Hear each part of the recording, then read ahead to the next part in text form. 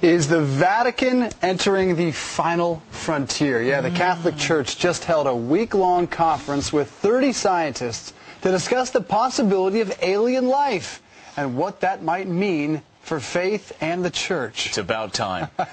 Fox News contributor Father Jonathan Clayton Morris got is to here. them. And just like E.T., he phoned home. Father Jonathan phoned some sources in Rome and got all the details. Father, nice to see you this morning. E.T. phoned Rome. Maybe that was it. Very catchy.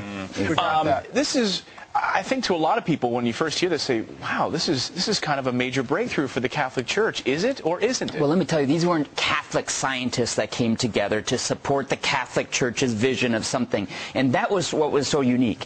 Here is 30 of the top astrobiologists, physicists, cosmologists, astronomers who are coming and saying, this is what we know about the possibility of extraterrestrial intelligent life form. And together with philosophers and theologians who are listening and saying, what would this mean?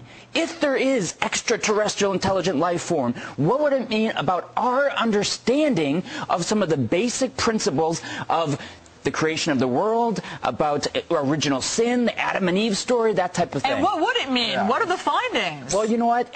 First of all, we haven't found any aliens, okay? The Pope has not been standing up there on the roof of the Sistine Chapel looking for UFOs. We're not convinced about Clayton just yet. Oh, wait a second. But go on. I should introduce the two together.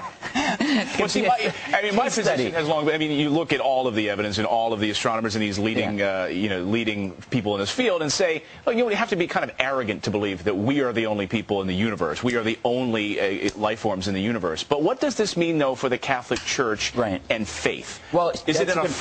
Is it an affront to faith? Yes, and I think also bringing up with Ali's question as well.